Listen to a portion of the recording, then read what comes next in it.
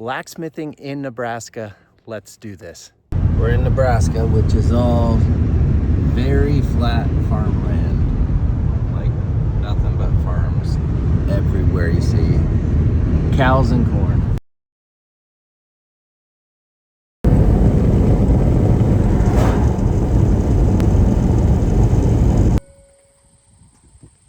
There it is, Chimney Rock on the Oregon Trail.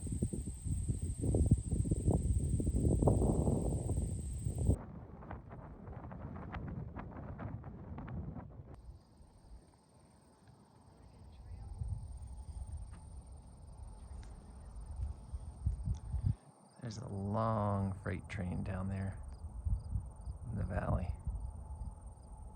They were carrying coal, a couple miles long. It's gorgeous out here.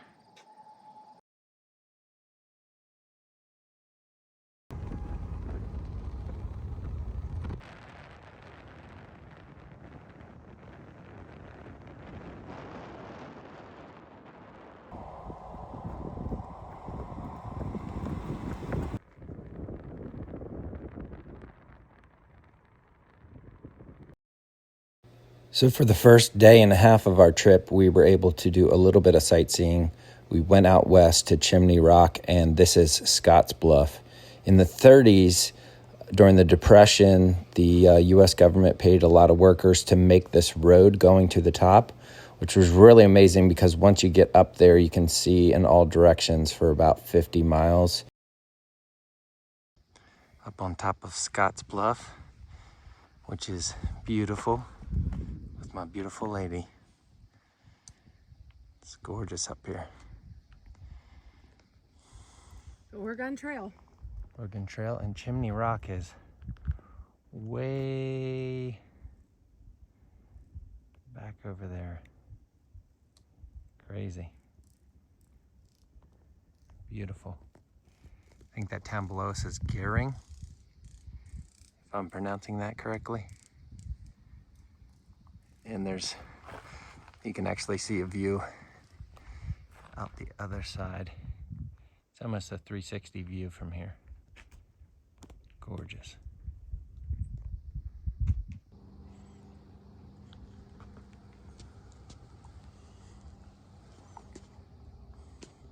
Hey everyone, we are not in Maryland anymore. We are out in the great state of Nebraska. Came out here for the Prairie Blacksmiths Association conference, where we're going to be demonstrating for a couple days. And yes, this lady, lovely lady, my wife Heidi, with me is going to demonstrate. She's going to do a gilding demonstration. Today is day 2 of our adventure. We flew all day yesterday, and we flew and came into Kearney, Nebraska. But right now, way in the distance behind me is Chimney Rock, and we're actually standing on top of Scott's Bluff in western Nebraska. We're not far from Colorado and Wyoming, and just enjoying actually a day off today.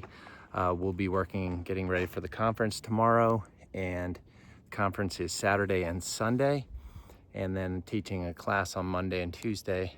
But wherever we go, doing conferences or classes, always love to check out the local landscape. And on top of the bluff, you can still see it's almost a 360 degree view from where we're at right now. But yeah, overlooking much of Nebraska and part of Wyoming, you can see from up here. But anyhow, thanks for joining us on another video. We're gonna cover this whole adventure, just all the sights seen. It's been great already, and we've been here less than 24 hours, and we'll see what holds at the conference. I think we found out a surprise yesterday that we have some friends meeting up with us that Heidi actually got to know through TikTok, and you just get to know people. And anyhow, we're gonna get a chance to meet up with them. It's gonna be a great trip. I'm glad you're here for this video. Blacksmithing in Nebraska. Let's do this.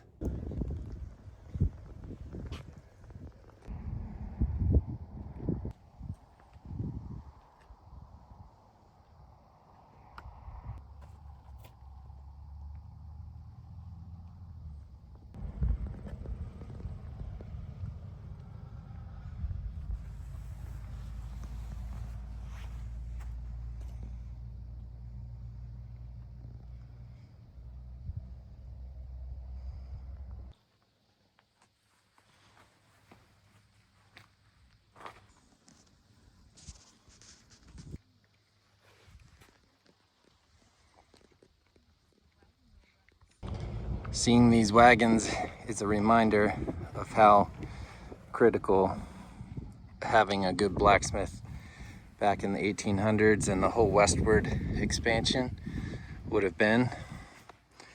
Because if your blacksmith stunk and his forge weld stunk, it might make the difference between literal life or death if you get stuck and stranded somewhere, or a good trip versus a miserable trip.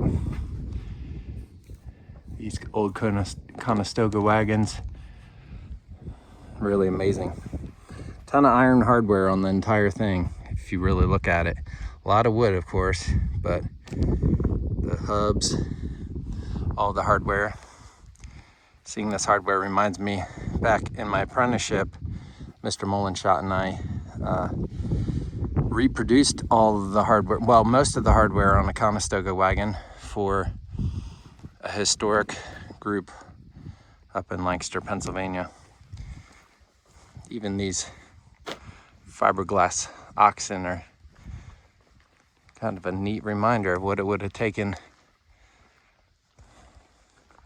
brave people to leave it all behind and journey west out here. Huge risk. Famine, disease, battling the Native Americans who were defending their land in a lot of ways. Crazy to think about.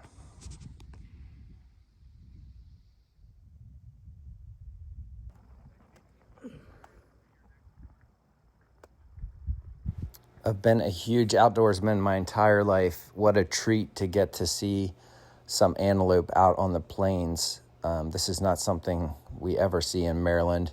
Heidi and I looked so hard for other wildlife, mainly including elk, but we couldn't find any elk, and we actually didn't see much deer. I was really surprised at the lack of deer that we saw, maybe because it's during deer season. We got a chance to do some early setup for the conference on Friday at the Trains and Rails Museum in Kearney, Nebraska. So just, chance to check out this beautiful old school shop, kind of set up at, turn of the century, late 1800s, early 1900s. Old line shaft driven shop. There was a drill and a power hammer running off the line shaft. I actually had a chance during the workshop to use both of those tools. But a great setup here. It's one of several setups that the Prairie Blacksmith Association uses for conference. Because the state of Nebraska is so big, they actually travel around and host the conference at a different site every year, kind of alternating between eastern and western parts of the state so that everyone can participate. But a fantastic place, great group of people, and we would dive into it really heavy for 4 days, studying traditional metalwork, architectural metal, how to make a traditional grill with no welding other than forge welding. So great group of people came out. We were actually in discussions to possibly go back in 2 years. So stay tuned if you live out west and you'd like a chance to meet up and work for the weekend with me. That's not a definite yet. We have to finalize that with their board of directors, but could happen again in 2027, I believe, fall of 2027, possibly. So we'll see what happens there, but yeah, just an awesome group of people, great shop, and a really fun time. So check out, I didn't get a chance to film as much as I'd like to during the workshop because I'm obviously teaching, helping people, making sure things stay on track. But a huge shout out and special thanks to Dan and Elmo. Dan was the former president and Elmo is the current president of the Prairie Blacksmiths Association, just for the opportunity to do this with them. This is Ray Carpenter, and he is Pheasant Creek Blacksmithing. There's his contact. But check out these cool CNC out of H13 punches that he does.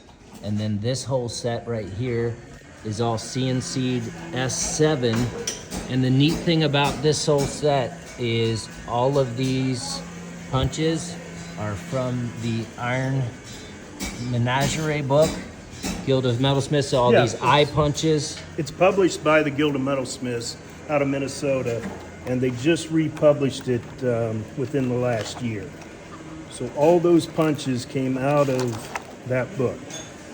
Yeah, so all of these different punches that are used. So if you're getting into blacksmithing and you wanted to do some cool animal heads, hit him up for some of these punches. Pretty cool. He also sells a really great array of plasma blanks, including these pine cone blanks, which check out the finished pine cone. Pretty awesome. Check them out. You know, if you're just making something simple, it's an easy way. Do you want me to demonstrate it? Sure. Well, here, we can just do it cold. That's how Frank used to years ago. Oh yeah, we used to do the same thing. Driving back between Wisconsin and North Dakota, it was a 13-hour trip, and we'd be every 3 weeks. Back. Here, you get the idea. Yeah, right on. This is Dan's jig for a counter twist. And that was just some old pieces of, road grader blade. Right. I'm sure it wouldn't have to be high carbon. Yeah. And you can adjust your length by loosening the vise and sliding those in and out. Very cool. Some people stayed all 4 days. This gentleman only was there 2 days, pushed through some obstacles, and made this cool mini version of our ring. Heidi did a session on gold leaf gilding, which was really great. You don't find much information on how to do that on metalwork. I'm surprised. No, just lightly brushing. A little bit more pressure. A little bit more pressure blends the lines in a little bit.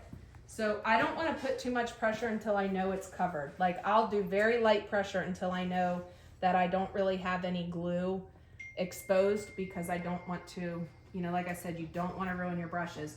There's also something you can do that's called burnishing, where you really work. And here I am filming some on the last day. Again, busy with helping everyone and doing the conference, but you can see where everyone got to. Almost finished the entire project. I think most of these folks finished it at home. And it was fun to see everyone do a little different twist. You can see Dan, the former president, he did some nice scroll work on his. He's working here with his wife on some hot repoussé. She's an amazing person as well, and has actually taken a mountain lion with a recurve bow.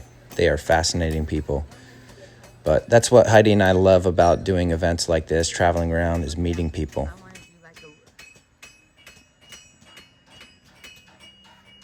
Oh, wow. Is that silver? Yeah. Wow. Gorgeous. Thank you. He's just filming Look how a video. tiny. He's how not tiny. on live. He's filming a video. But That was the wife of the current president, a guy named Elmo, and she's a fantastic silversmith. By the way, they offer some classes under Omaha Blacksmith. They're located in Omaha, Nebraska. And check them out if you're interested in learning the art of blacksmithing and you're out in the Midwest. We're improvising the chasing apparatus here on the point of the anvil. Okay. Yeah, perfect use for it. I just realized I failed to put my texture in, so I'll have to flatten it back out. But life goes on, right?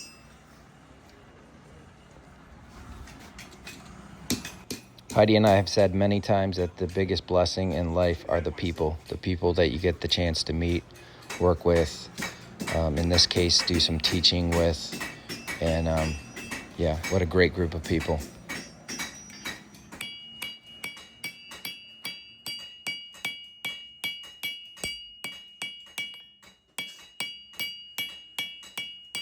I was trying to figure out what the hell a dogwood flower looks like anyway. So all I'm going to do is just crease it down the middle and then run them over. Very cool. And then my wife, when she sees it, she says, "Why'd you make a 4-leaf clover?"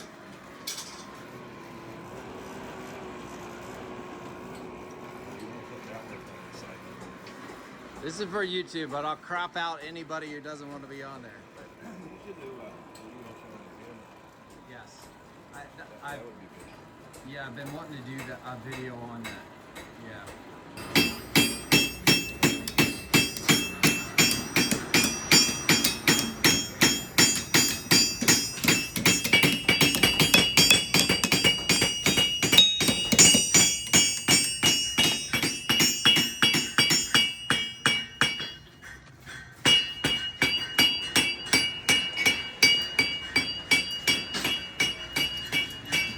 How's it going? Not bad, not bad. Very nice. How you doing, Jude? Good.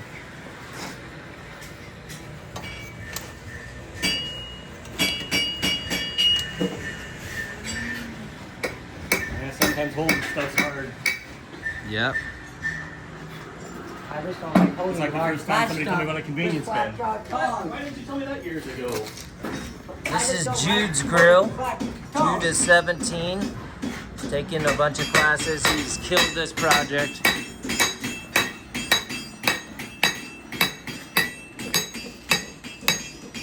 This is hot represent.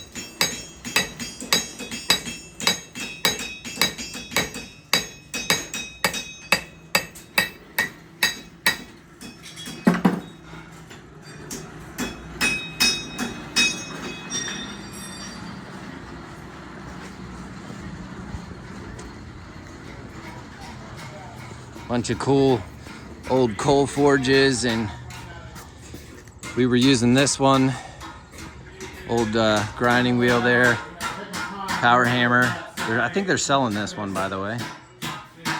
And we got people working in here, a couple more grills.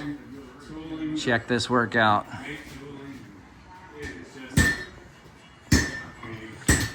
So this is for YouTube, and I'll edit it out if you don't want to be on there. You're fine. But have you had a good time this weekend? Amazing. Learned so much about fire management, forge management, so many different tools and techniques. I never would have guessed I would have learned everything that I have, especially about the fire and the forge. I learned more. Wasn't even expecting to learn that, so I appreciate it very much. Awesome.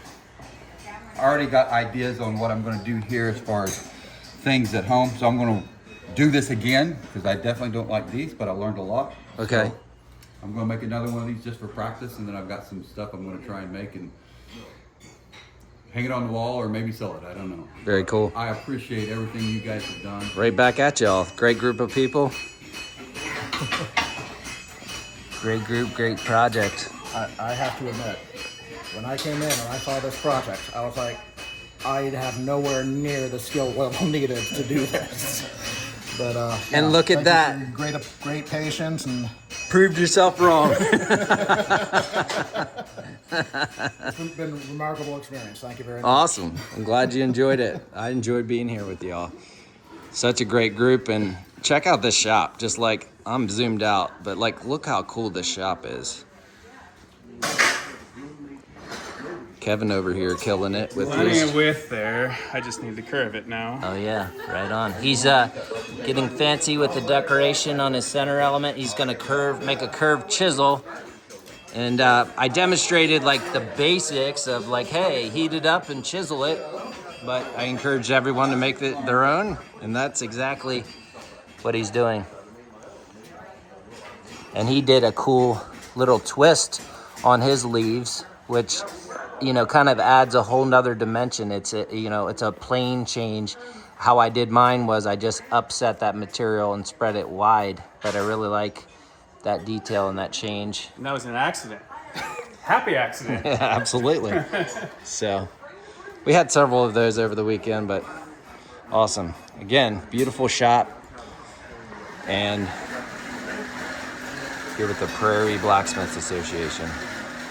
Here you can see where we got to on the last day. Not quite finished up, except for my demo piece that Heidi gold leafed. But everyone got to a great point and could easily finish this up in a few minutes at home. Nice to see an acceleration of skill in so many people. Once again, if you're in the Midwest, take advantage of this group, the Prairie Blacksmiths Association. They do some conferences and meets all year long. Fantastic group of people. We were delighted to spend just a few days with them. But as always, thank you so much for joining me on this video. God bless y'all, and we'll catch you on the next one.